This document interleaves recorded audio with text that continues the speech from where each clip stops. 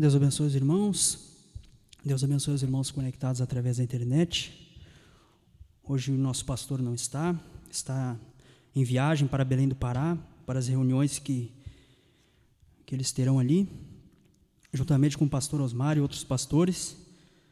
Vamos ser bem breves, não vai ser um resumo, porque não lemos, não fizemos uma leitura para podermos fazer um resumo, mas será um comentário sobre as páginas que ainda não lemos, das páginas 291 a 294, da mensagem A Era da Igreja de Laodiceia.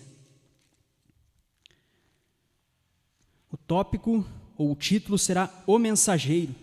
Das páginas 291 a 298, o irmão Brana fala sobre o mensageiro desta era, quem ele é, quais as escrituras que falam dele, o que ele faria quando ele viesse.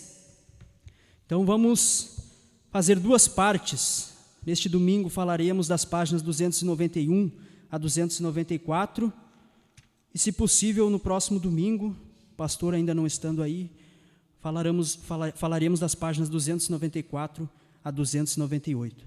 Os irmãos podem colocar-se de pé. Vamos abrir nossas Bíblias em Malaquias capítulo 3, em Malaquias capítulo 4, versículos 5 ao 6. Malaquias capítulo 4, versículos 5 ao 6. Eis que eu vos envio o profeta Elias, antes que venha o dia grande e terrível do Senhor, e converterá o coração dos pais aos filhos, e o coração dos filhos a seus pais, para que eu não venha e fira a terra com maldição. Também vamos ler em Apocalipse capítulo 10, versículo 7. As duas principais escrituras que falam deste mensageiro que viria ao final da era da igreja de Laodiceia. Apocalipse capítulo 10, versículo 7. Mas nos dias da voz do sétimo anjo, quando tocar a sua trombeta, se cumprirá o segredo de Deus, como anunciou aos profetas, seus servos. Oremos. Senhor, que neste breve momento em que falaremos acerca da Tua palavra, acerca daquilo que o sétimo anjo revelou, que neste breve momento o Senhor abençoe estas palavras que vamos dizer, que possam ser as palavras que o profeta disse, que possam ser as suas palavras, Senhor. Use este pequeno vaso, Senhor, para a sua honra e glória, em nome do Senhor Jesus Cristo, e abençoe a todos que estão presentes aqui ou que estão assistindo pela internet. Em nome do Senhor Jesus Cristo é o que te pedimos. Amém. Então vamos falar sobre o mensageiro. O irmão Brana diz que esse mensageiro, ele seria um profeta, porque Apocalipse 10 o chama assim. Como lemos ali, na segunda escritura, diz: mas nos dias da voz do sétimo anjo, quando tocar a sua trombeta, se cumprirá o segredo de Deus, como anunciou aos profetas, seus servos. Ele revelaria todo o mistério de Deus, da maneira que foi revelado aos profetas, os servos de Deus. Da maneira que a palavra foi revelada aos profetas, assim seria revelado todos os mistérios da Bíblia por esse sétimo anjo que viria nos últimos dias. A Bíblia o chama de profeta. O irmão Brana diz que na nossa versão da Bíblia está escrito anjo, mas a Bíblia, se eu não me engano, a Bíblia Scofield, ali quando diz anjo, entre parênteses, diz águia. Ele é uma águia. Este anjo de Apocalipse, capítulo 10, versículo 7, ele é uma águia. E sabemos que águia significa um profeta. Diferente dos anjos de Apocalipse 9, 13 e 11, 15, este não é um anjo celestial. Este não é um ser celestial. Ali vemos aqueles 7 anjos das 7 trombetas, que são as 7 trombetas para os judeus. Em Apocalipse 9, versículo 13, o sexto anjo, o irmão Branham diz que soa esta trombeta é um anjo celestial. E em Apocalipse 11, 15, há um sétimo anjo ali também, assim como Apocalipse 10, 7. Porém, este de 11, 15, o irmão Branham diz, ele não é um homem, ele não é um profeta, mas ele é um ser celestial. Muito diferente do que alguns mesmo, dentro da mensagem, agora há pouco começaram a ensinar, de que este anjo de Apocalipse 11, 15, este sétimo anjo, que soa a trombeta, é o irmão Branham quando ele vem para os judeus. Mas sabemos que os judeus receberão 2 profetas, Moisés e Elias. Porém o irmão Branham diz que eles serão 2 judeus enviados ao seu povo. Não será um gentil, o Elias enviado aos gentios, não será o mesmo Elias enviado aos judeus. Este anjo de Apocalipse 11, 15, o irmão Branham diz, ele não é um homem, ele é um anjo celestial. Então vemos que essa doutrina não pode ser baseada na mensagem do irmão Branham. Assim como aqueles que tentam dizer que Apocalipse 11, 15 é aquele sétimo anjo de Apocalipse 10 para invalidar o ministério do irmão Branham, dizer que aquele anjo de Apocalipse 10 é o mesmo de 11, 15, então não é um homem, não é um profeta que seria enviado aos gentios ao final da era da igreja de Laodiceia. Mas o irmão Branham diz aqui que ele é um anjo celestial, ele é um ser celestial. Os 7 anjos que soam as 7 trombetas para os judeus, que são as trombetas que juntam os judeus de volta à sua terra para receber o Messias. Estes anjos são seres celestiais, mas o 7º anjo de Apocalipse 10, 7, ele seria um profeta. Ele revelaria o segredo de Deus da maneira que Deus sempre fez, através de profetas, como anunciou aos seus servos, os profetas. O irmão Branham também diz que é no fim do tempo, no mesmo tempo em que este profeta aparece, que os 7 trovões de Apocalipse 10 são revelados. Apocalipse 10, 3, 4 diz, e clamou com grande voz, como quando brama o leão, e havendo clamado, os 7 trovões fizeram soar suas vozes, e sendo ouvidas dos 7 trovões as suas vozes, eu ia escrevê-las, mas ouvi uma voz do céu que me dizia, sela o que os 7 trovões falaram, e não os escrevas.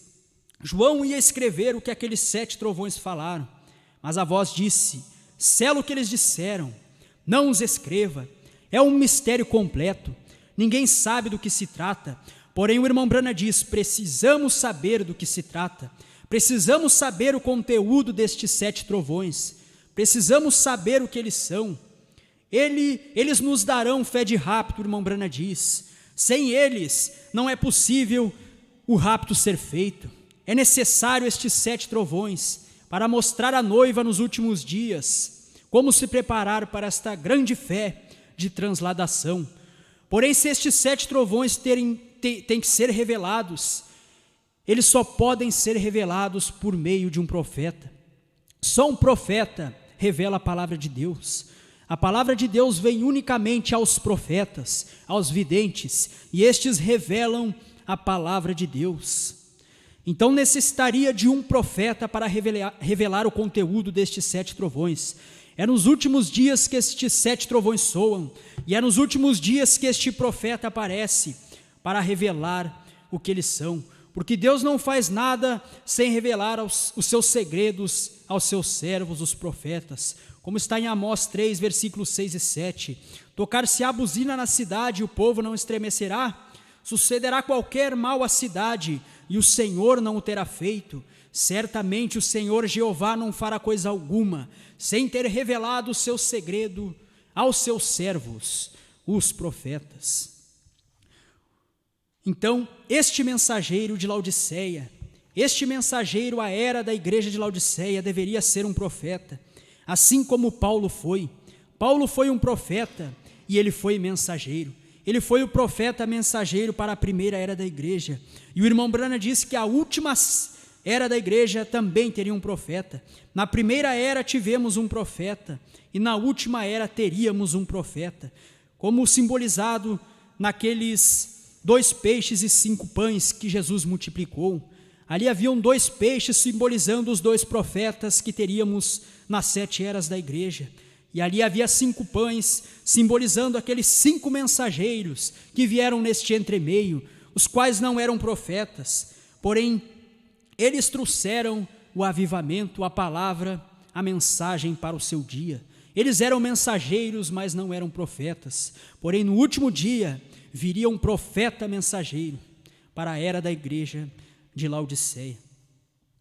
E o irmão Branham também diz que a palavra, a Bíblia fala que Elias viria antes que Jesus retornasse. Então vemos que nesses últimos dias, os 7 trovões deveriam ser revelados, ao final da 7ª era da igreja. Nestes últimos dias, um profeta viria para revelar estes trovões. E também em Mateus 17, versículos 10 ao 11, Jesus disse que Elias viria. Viria um profeta, e este profeta seria Elias. Ele restauraria todas as coisas. Mateus 17, 10. E os seus discípulos o interrogaram, dizendo: por que dizem então os escribas que é mister que Elias venha primeiro? E Jesus disse: em verdade, Elias virá primeiro e restaurará todas as coisas. Também vemos a promessa do Elias na escritura que lemos, Malaquias capítulo 4, versículos 5 ao 6. Eis que eu vos envio o profeta Elias, antes que venha o dia grande e terrível do Senhor, e converterá o coração dos pais aos filhos, e o coração dos filhos a seus pais, para que eu não venha e fira a terra com maldição. Nestes últimos dias viria um mensageiro, e ele seria Elias. Jesus disse que ele viria antes que ele retornasse. Quando eles desceram do monte da transfiguração, quando eles estavam ali no monte, Jesus se revelou a Pedro, Tiago e João. Suas vestes mudaram, eram vestes de glória, e estavam ali com ele Elias e Moisés. E quando eles desceram do monte, então seus discípulos o interrogaram: por que os escribas, por que eles dizem que Elias deve vir primeiro? Por que eles dizem que Elias deve vir primeiro, antes que o Messias venha? E Jesus disse: é verdade, Elias virá primeiro. Antes que Jesus venha com Moisés e Elias, no período da grande tribulação, Elias virá para os gentios, para restaurar todas as coisas. Parte desta escritura de Malaquias capítulo 4, versículo 6 foi cumprida, porque ali diz que este Elias converteria o coração dos pais aos filhos e dos filhos aos pais. O coração dos pais aos filhos já se cumpriu em João Batista, como vemos em Lucas capítulo 1, versículo 17. Irá diante dele no espírito e virtude de Elias, para converter os corações dos pais aos filhos e os rebeldes à prudência dos justos, com o fim de preparar ao Senhor um povo bem disposto. Vemos que se cumpre em 2 manifestações esta vinda de Elias. Primeiro, convertendo o coração dos pais aos filhos. Primeiro, convertendo o coração daqueles judeus à fé de Jesus Cristo. Convertendo o coração daqueles judeus à fé dos apóstolos. Convertendo o coração dos pais aos filhos. Isto se cumpriu em João Batista, o qual era o terceiro Elias. Aquele espírito de Elias que esteve em Eliseu, após Elias ser arrebatado para Deus, ele voltou sobre João Batista. E aquele espírito cumpriu parte da escritura de Malaquias capítulo 4. Ele converteu o coração dos pais aos filhos. Ele trouxe aqueles judeus para ver o Messias, para receber o Messias. Porém, parte desta escritura se cumpriria nos últimos dias, para cumprir também Mateus 17, 11, que diz que Elias viria e restauraria todas as coisas. Ele viria para converter o coração dos filhos aos pais. João Batista converteu o coração dos pais aos filhos, mas agora Elias vem, ao final da era de Laodiceia, para converter o coração dos filhos aos pais, ou melhor, dos filhos aos pais pentecostais, converter o coração dos filhos à fé dos apóstolos, restaurar a Santa Ceia, restaurar o batismo, restaurar a ordem da igreja, a ordem do culto, a ordem dos dons, a ordem da mulher na igreja. Este foi o ministério de restauração de Mateus 17, 11, que viria em Elias, assim como também em Atos 3, 21, que diz que envie ele a Jesus Cristo, o qual dantes vos foi pregado, e que ele, para que venha tempos de refrigério e tempos de restauração. Pedro falou disso ali naqueles dias da primeira era, que viria um tempo de restauração, e Jesus disse que viria um restaurador, e este é o Elias, e este é o mesmo mensageiro de Apocalipse, capítulo 10, versículo 7. Jesus chamou João Batista de Elias, e a razão pelo qual ele chamou João Batista de Elias foi porque o mesmo Espírito que estava sobre Elias voltara sobre João, assim como esse Espírito voltara sobre Eliseu após o reinado do rei Acabe. Agora, uma vez mais esse Espírito voltará sobre outro homem, um pouco antes de Jesus vir. Ele será um profeta. Este Espírito de Elias vem 5 vezes. Ele estava em Elias o tisbita. Após Elias ser arrebatado, ele repousou sobre Eliseu com dupla porção. Após Eliseu, aquele Espírito voltou sobre João Batista, e Jesus falou que João Batista era o Elias que haveria de vir. E este Espírito voltaria sobre um gentil na 7ª era da igreja, para fazer converter o coração dos filhos aos pais, para restaurar todas as coisas. E o irmão Branham diz, ele será vindicado como tal por Deus, uma vez que Jesus mesmo não estará aqui em carne para vindicá-lo, como fez com João. Isto será feito pelo Espírito Santo, de modo que o ministério deste profeta será acompanhado de grande e maravilhosa manifestação. Como um profeta, cada revelação será vindicada, porque cada revelação acontecerá. Maravilhosos atos de poder serão realizados aos seus comandos em fé. Então será dada a mensagem que Deus lhe deu na palavra para converter as pessoas de volta à verdade, ao verdadeiro poder de Deus. Alguns ouvirão, porém a maioria fará o esperado e o rejeitará. O irmão Branham também diz, este mensageiro dos últimos dias seria como Elias e João Batista. Como era o Espírito que estava sobre Elias e João Batista? Vemos que Elias e João Batista foram homens que não estavam associados a nenhuma denominação, homens que foram rejeitados pelas escolas religiosas e teológicas de seu dia. Homens do deserto, eles foram homens que ficavam no deserto e só entravam na cidade para trazer o assim diz o Senhor. Assim este quarto Elias, o Elias dos gentios, foi um homem da selva, um homem do campo, um homem caçador. E ele foi ao oeste, e quando ele voltou com assim diz o Senhor, com a revelação dos selos. Este espírito de Elias que estava sobre Elias, sobre Eliseu, sobre João Batista, ele deveria estar sobre o mensageiro do último dia. E seria como eles, rejeitado pelas denominações, rejeitado pelas escolas religiosas, seria um homem do deserto, um homem do campo. E note também, o irmão Branham diz, que ambos profetizaram muito contra mulheres imorais e seus modos. Elias clamou contra Jezabel e João repreendeu Herodias, a mulher de Filipe. Veja que sempre que Elias aparece em cena, ele está protestando contra uma mulher. Veja ali Elias o tisbita protestando contra Jezabel. Depois vemos João Batista repreendendo a Herodias, mulher de Filipe. E vemos nos dias do quarto Elias uma repreensão a Jacqueline Kennedy e o seu modo de viver e de influenciar as mulheres americanas daquele dia. Assim como mulher também representa a igreja. Elias sempre veio batendo na denominação, acusando-a, dizendo o machado está posto à raiz, vós fariseus hipócritas, ou o irmão Branham dizendo, estas denominações são a marca da besta. O Elias, ele é áspero, ele clama contra a imoralidade, ele clama contra o feminismo, ele clama contra as denominações. Sabemos que mulher representa a igreja, ele clama contra as mulheres, contra as igrejas.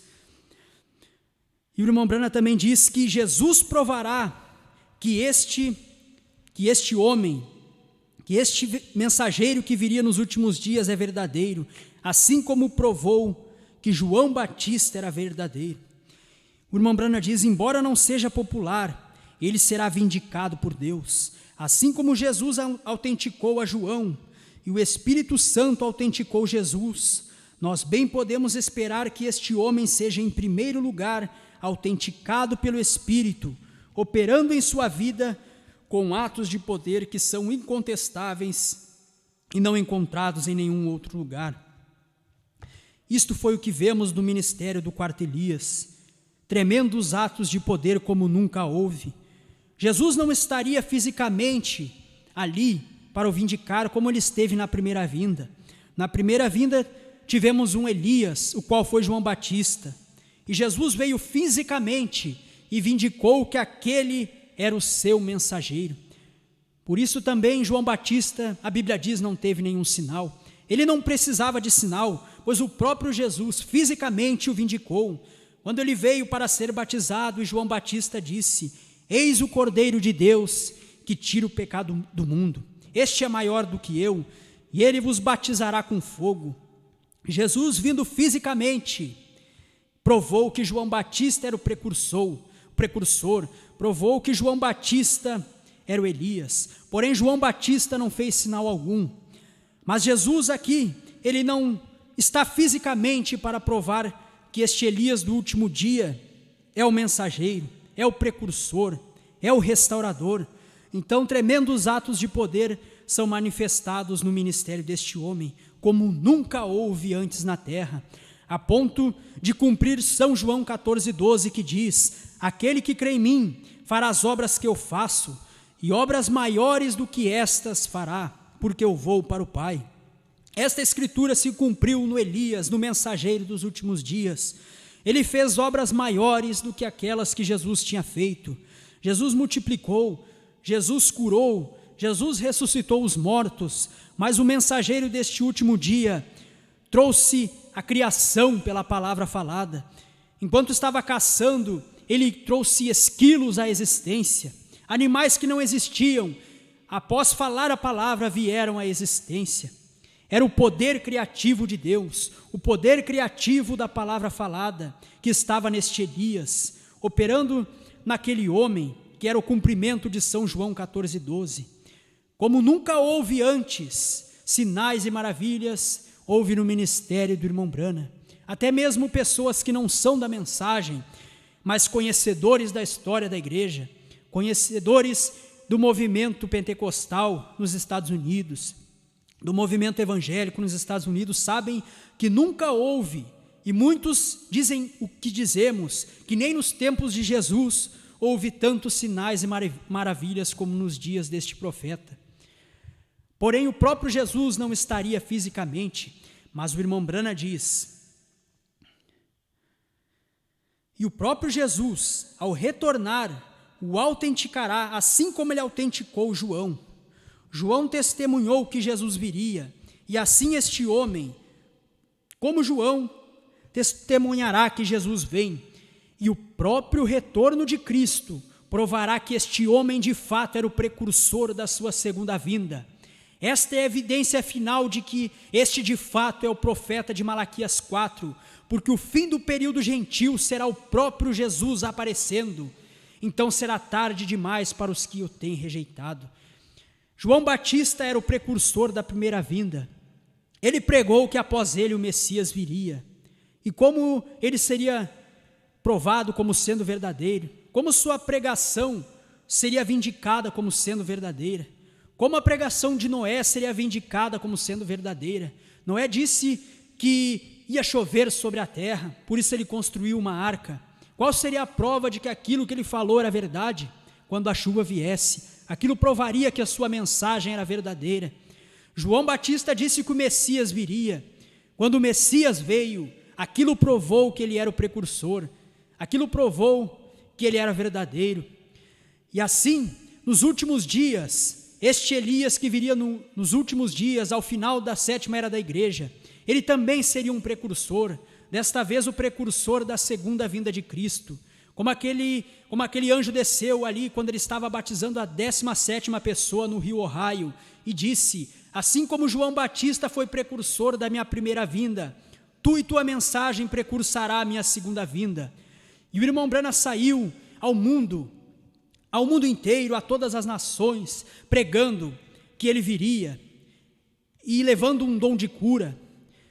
Mas como o irmão Branham seria vindicado como sendo o precursor da segunda vinda, como ele seria vindicado como sendo o restaurador antes que Jesus viesse pela segunda vez. Quando Jesus mesmo viesse, o irmão Branham diz, ele provaria que ele era verdadeiro. Muitos não creem que Jesus veio em 1963. A maioria do povo da mensagem não crê nisto. Mas é isto que prova que o irmão Branham era o precursor. Eles dizem pregar a mensagem precursora da segunda vinda. Este é o seu lema. Estamos pregando a mensagem do Elias, a mensagem precursora. Mas o que prova que aquele Elias é verdadeiro é a vinda. E eles não creem na vinda. Eles combatem a vinda. Vemos ali em Apocalipse 10 que nos últimos dias os 7 trovões seriam revelados.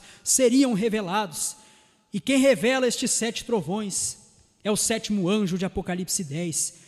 E é na sua vinda, o irmão Branham diz, que estes 7 trovões soam.